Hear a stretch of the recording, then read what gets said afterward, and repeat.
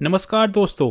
स्वागत है आपका ऑडियो कहानी हब पर, जहां कहानियां सिर्फ सुनी ही नहीं बल्कि महसूस भी की जाती हैं। आज हम आपके लिए लेके आए हैं विक्रम और बेताल की कहानियों के खजाने में से एक और रहस्यमयी और रोमांचक कहानी। एक ऐसी कहानी जो आपको साहस, बलिदान और निष्ठा की एक अनसुनी दुनिया में ले जाएगी। चंद्रमा अपनी ठंडी रोशनी से घने जंगल को रोशन कर रहा था। चारों ओर शांति थी। बस पत्तों की हल्की सरसराहट और रात के पक्षियों की आवाज़ ही इस खामोशी को तोड़ रही थी। राजा विक्रमादित्य, महान पराक्रमी सम्राट, अपने दृढ़ संकल्प के साथ शमशान की ओर बढ़ रहे थे। उनकी पीठ पर बेताल लटका हुआ था, एक रहस्यमय, चतुर और धूर्त प्रेत, जो अपनी कहानियों और चालाकी से राजा को भ्रमित करने की कला में निपुण था। बेताल ने हंसते हुए कहा, राजन, तुम कितने दृढ़ निश्चयी हो। बार बार मुझे पकड़ते हो, फिर भी मैं तुम्हारे हाथ से छूट जाता हूँ। लेकिन मैं जानता हूँ कि तुम बिना थके, बिना विचलित हुए अपना कार्य पूरे करोगे। जब तक तुम्हारा धैर्य है, तब तक मैं तुम्हें कहानियों के जाल में उलझाने का प्रयास करता रहूँगा। राजा विक्रम ने कोई उत्तर नहीं दिया। वह जानते थे, यदि वह मौन रहेंगे तो बेताल चुपचाप रहेगा। लेकिन बेताल की आदत थी, वह मौन को अधिक देर तक सहन नहीं कर सकता था। कुछ क्षणों बाद उसने फिर कहा, राजन, अंधेरी रात में इस खाली मार्ग पर चलते हुए समय बिताना कठिन है। क्यों ना मैं तुम्हें एक ऐसी कहानी सुनाऊं जो साहस, बलिदान और निष्ठा से भरी हो। परंतु ध्यान रहे, कथा के अंत में मैं तुमसे एक प्रश्न पूछूंगा। यदि तुम उत्तर जानते हुए भी चुप रहे तो तुम्हारे मस्तक के 100 टुकड़े हो जाएंगे, और यदि तुमने सही उत्तर दिया तो मैं पुनः उड़कर अपने स्थान पर पहुंच जाऊंगा। राजा विक्रम ने अब भी कोई उत्तर नहीं दिया, लेकिन उनके मन में उत्सुकता थी कि आज बेताल कौन सी नई कहानी सुनाने वाला है। बेताल ने अपने पैने दांत चमकाते हुए कहा, तो सुनो राजन, ये कहानी एक चोर की है, पर कोई साधारण चोर नहीं। उसके जीवन का हर एक कदम एक रहस्य था। उसकी नियति स्वयं भाग्य ने लिखी थी। ये कहानी है एक चोर की, जिसने अपने जीवन के सबसे बड़े बलिदान से देवताओं तक को सोचने पर विवश कर दिया था। तो चलिए सुनते हैं विक्रम और बेताल की ये रोमांचक कहानी। प्राचीन काल में उज्जैनी नगरी में धर्मसेन नामक एक राजा राज्य करता था। वह बहुत ही न्यायप्रिय और धर्मपरायण था। उसके राज्य में एक गरीब ब्राह्मण रहता था जिसका नाम विष्णुदत्त था। विष्णुदत्त का एक पुत्र था, सोमदत्त, जो अत्यंत होनहार और बुद्धिमान था। लेकिन गरीबी के कारण सोमदत्त का जीवन कठिनाइयों से भरा हुआ था। घर में खाने के लिए अन्न नहीं था, वस्त्र फटे हुए थे और माता पिता रोज दुखी रहते थे। उसकी माँ कई बार उपवास करके सो जाती थी ताकि उसके पिता और पुत्र को थोड़ी अधिक रोटियां मिल सके। पिता विष्णुदत्त अपने ज्ञान के बल पर शिष्यों को पढ़ाने का प्रयास करते, परंतु उन्हें इतनी दक्षिणा नहीं मिलती कि घर का चूल्हा नियमित रूप से जल सके। सोमदत्त जब भी अपने माता पिता को चिंता में डूबा देखता, उसका हृदय करुणा से भर उठता। वो दिन रात सोचता कि कैसे अपने परिवार को इस दुखद स्थिति से निकाल सके। कभी कभी वह सोचता कि कोई ईश्वर उसे कोई चमत्कारी उपाय दिखा दे, परंतु वह जानता था कि केवल पुरुषार्थ ही उसके भाग्य को बदल सकता है। एक दिन जब वो बाजार से गुजर रहा था तो उसने देखा कि अमीर लोगों के घर कितने भव्य हैं। लोग कीमती गहने पहने ऊंचे महलों में आराम कर रहे थे, जबकि उसकी माँ के पास ढंग के कपड़े तक नहीं थे। उसे लगा कि ये दुनिया बहुत ही अन्यायपूर्ण है, लेकिन उसने ये भी समझा कि सिर्फ शिकायत करने से कुछ नहीं बदलेगा, उसे खुद कुछ करना होगा।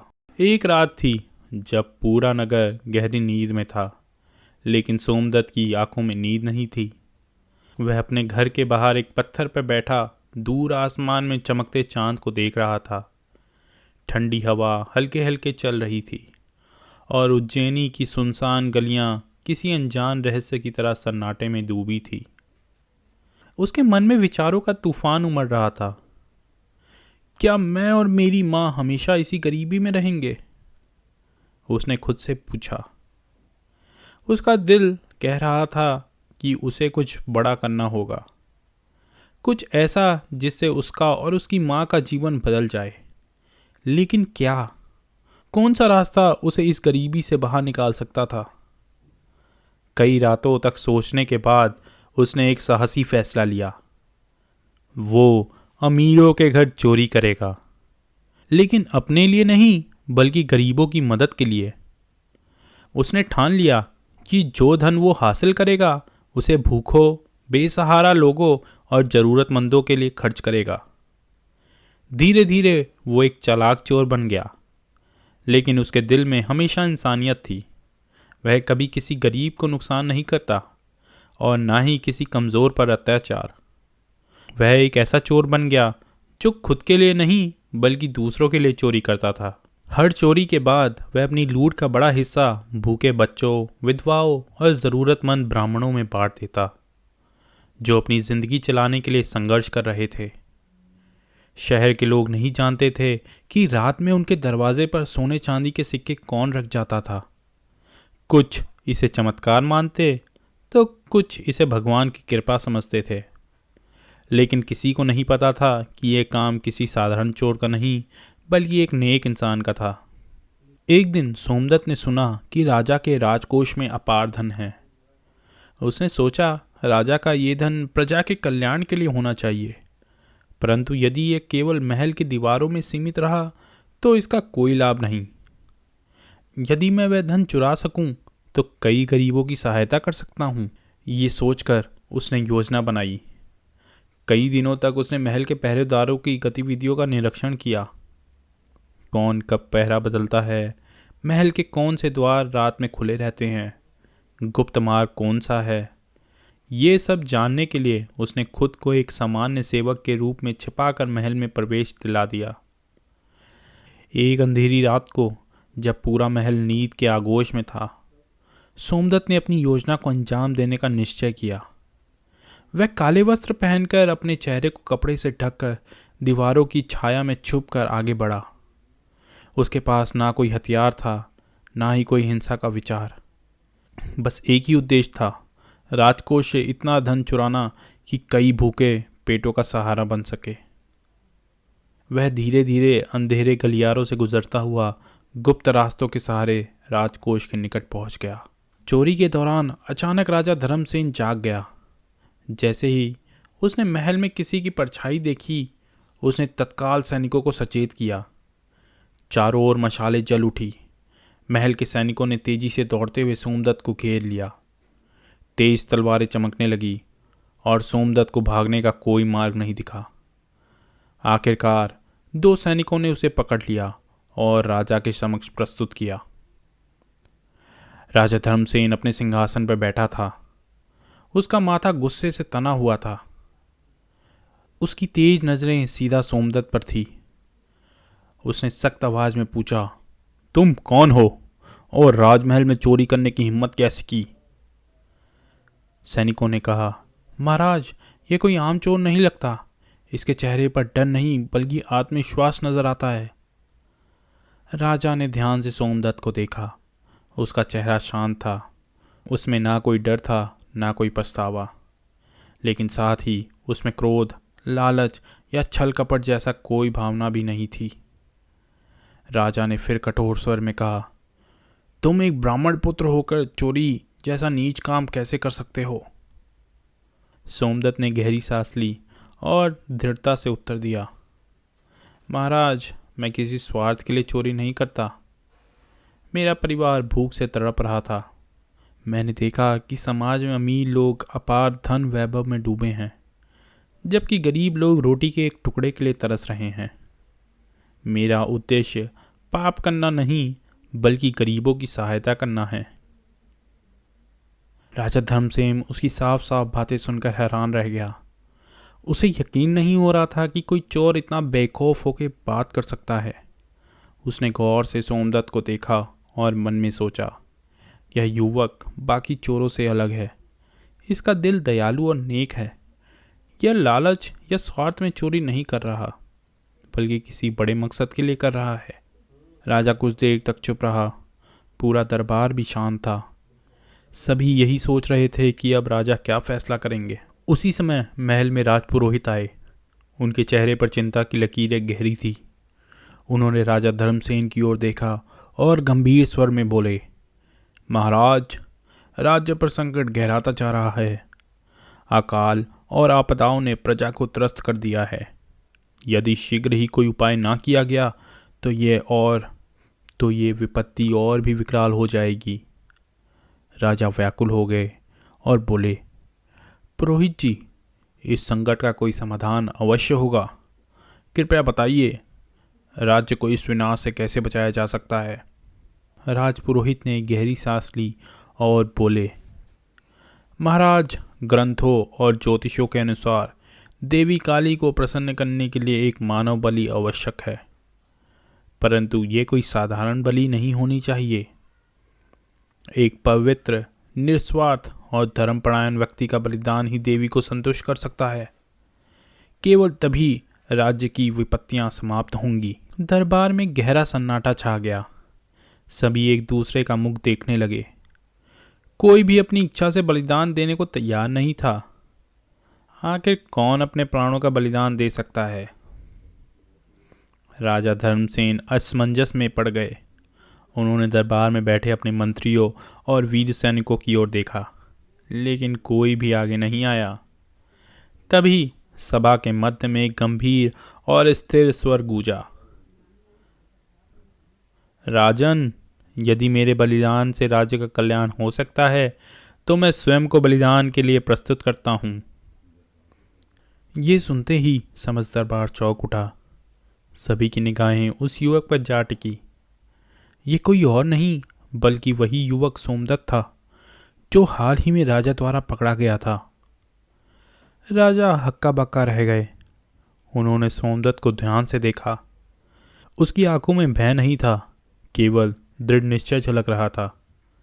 उसके मुख पर आत्मविश्वास और त्याग का एक अनुभव आभा थी।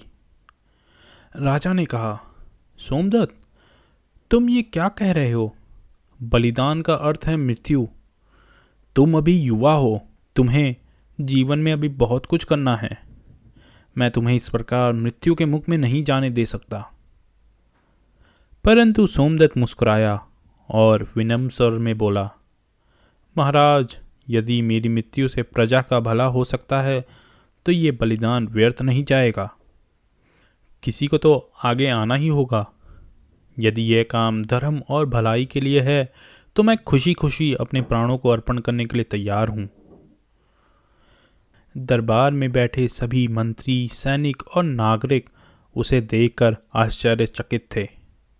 कुछ की आंखें नम हो गई तो कुछ के हृदय में असीम श्रद्धा उत्पन्न हो गई। आखिरकार भारी मन से राजा धर्मसेन ने बलिदान की अनुमति दे दी।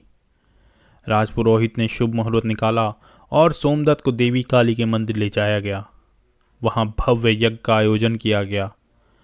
मंदिर के आंगन में दीपक जल उठे, वेदों के मंत्र गूंजने लगे और वातावरण भक्तिमय हो गया। बलिदान की वेदी तैयार की गई। सोमदत्त शांति से वहां खड़ा रहा। उसके चेहरे पर भय का कोई चिन्ह नहीं था। वह अपनी अंतिम घड़ी का धैर्यपूर्वक इंतजार कर रहा था। जैसे ही पुजारी ने तलवार उठाई और सोमदत्त के बलिदान का समय करीब आया, तभी मंदिर के भीतर तेज रोशनी फैल गई। अचानक आकाश में जोरदार गर्जन हुई और पूरा वातावरण दिव्य शक्ति से गूंज उठा। अग्नि के बीच से माता काली स्वयं प्रकट हुई। उनकी विशाल मूर्ति, बड़ी बड़ी चमकती आंखें और गले में पड़ी नरमुंडियों की माला देखकर वहां मौजूद सभी लोग श्रद्धा और डर से कांप उठे। माता काली ने गूंजती हुई आवाज में कहा, रुको, ये युवक सच्चे धर्म का पालन करता है। इसका दिल दयालु और निस्वार्थ है। इसे बलिदान देने की ज़रूरत नहीं। इसके त्याग और भलाई के कामों से मैं प्रसन्न हूँ। देवी के शब्द सुनते ही पुजारी के हाथों से तलवार खुद ब खुद गिर गई। मंदिर में मौजूद सभी लोग देवी के दर्शन कर श्रद्धा से झुक गए और उन्हें प्रणाम करने लगे। इसके बाद माता काली ने सोमदत्त की ओर देखा। उनकी आंखें करुणा से झलक रही थी। उन्होंने अपने हाथ उठाकर सोमदत्त को आशीर्वाद दिया और कहा, वत्स, मैं तुमसे प्रसन्न हूँ। तूने बिना किसी डर के अपने प्राणों की आहुति देने का निश्चय किया, लेकिन सच्चा बलिदान अपनी जान गंवाने में नहीं बल्कि दूसरों की भलाई में होता है। मैं तुझे आशीर्वाद देती हूँ कि तू समृद्ध होगा। तेरा नाम युगों युगों तक याद किया जाएगा। जैसे ही देवी ने वरदान दिया, एक दिव्य आभा सोमदत्त के चारों ओर फैल गई। उसकी काया तेजस्वी हो गई और वह पहले से अधिक बलशाली तथा प्रभावशाली प्रतीत होने लगी। उसके हृदय में ज्ञान का प्रकाश जाग उठा। राजा धर्मसेन और समस्त दरबार ने यह चमत्कार देखा तो वह स्तब्ध रह गए। राजा तत्काल आगे बढ़ा और श्रद्धा से माता काली को प्रणाम करते हुए बोला, हे महादेवी, आपने हमें सत्य का मार्ग दिखाया। अब से हमारे राज्य में किसी निर्दोष का बलिदान नहीं होगा, बल्कि हम सेवा, न्याय और धर्म के मार्ग पर चलेंगे। देवी काली मंद मुस्कान के साथ गायब हो गई और समस्त मंदिर एक बार फिर सामान्य हो गया। परंतु सोमदत्त का जीवन सदा के लिए बदल चुका था। राजा धर्मसेन ने उसे अपना प्रधानमंत्री नियुक्त किया और उसकी बुद्धिमत्ता और न्यायप्रियता के कारण वह राज्य का सबसे विश्वसनीय व्यक्ति बन गया। समय के साथ सोमदत्त ने उज्जैनी नगरी को समृद्धि की शिखर पर पहुंचा दिया। उसकी नीति, धर्मपरायणता और दयालुता के कारण प्रजा उसे देवतुल्य मानने लगी। और इस प्रकार एक चोर से शुरू होकर उसका सफ़र न केवल उसे महानता की ओर ले गया, बल्कि उसके नाम को इतिहास में अमर कर दिया। इतना कहकर बेताल रुका और मुस्कुराते हुए बोला, राजा विक्रम, बताओ, सोमदत्त का कार्य निस्वार्थ और परोपकारी था, परंतु क्या उसका बलिदान उचित था? क्या राजा धर्मसेन को उसे बलिदान के लिए प्रस्तुत करने देना चाहिए था? यदि तुम उत्तर जानते हो और चुप रहे तो तुम्हारा मस्तक फट जाएगा। राजा विक्रम कुछ क्षण के लिए विचार में डूब गए। उनकी बुद्धि तेजी से समाधान ढूंढ रही थी। उन्होंने गंभीर स्वर में उत्तर दिया, सोमदत्त का कार्य निस्वार्थ था, इसमें कोई संदेह नहीं, लेकिन राजा धर्मसेन का कर्तव्य था कि वह अपने प्रजा की रक्षा करें, ना कि उन्हें बलिदान के लिए प्रस्तुत करें। एक सच्चे राजा को अपने राज्य और प्रजा के कल्याण के लिए उचित मार्ग खोजना चाहिए, ना कि किसी निर्दोष को देवी को अर्पित करना। राजा विक्रम थोड़ी देर रुके और फिर बोले, देवी को प्रसन्न करने का सबसे बड़ा मार्ग सेवा और धर्म का पालन करना है, ना कि किसी निर्दोष का बलिदान देना। यदि कोई राजा अंधविश्वास के कारण अपने ही लोगों को त्यागने लगे तो वह अपनी प्रजा के प्रति अन्याय कर रहा है। राजा धर्मसेन को चाहिए था कि वह अपनी प्रजा की भलाई के लिए किसी और उपाय पर विचार करता, ना कि सोमदत्त जैसे निस्वार्थ व्यक्ति को बलिदान के लिए प्रस्तुत करता। बस ये सुनकर बेताल जोर जोर से हंसने लगा। उसकी आवाज़ शमशान में गूंज उठी और वो बोला, राजन, तुमने सत्य कहा, लेकिन तुमने उत्तर दे दिया है, इसलिए मैं फिर उड़ चला। इतना कहकर बेताल बिजली की गति से विक्रम के कंधे से उड़ गया और अंधकार में विलीन हो गया। राजा विक्रम ने गहरी सांस ली, अपनी तलवार संभाली और बिना किसी थकान के पुनः बेताल को पकड़ने के लिए चल पड़े। तो दोस्तों, इस कहानी से हमें ये शिक्षा मिलती है कि सच्ची भक्ति और साफ दिल देवी देवताओं को भी प्रसन्न कर सकता है। किसी का बलिदान देना उचित नहीं, बल्कि सच्चा धर्म लोगों की सेवा और भलाई करना है। अगर आपको ये कहानी पसंद आई हो तो लाइक, शेयर और सब्सक्राइब करना ना भूलें। विक्रम और बेताल की अगली रोमांचक कहानी के लिए बने रहिए हमारे साथ।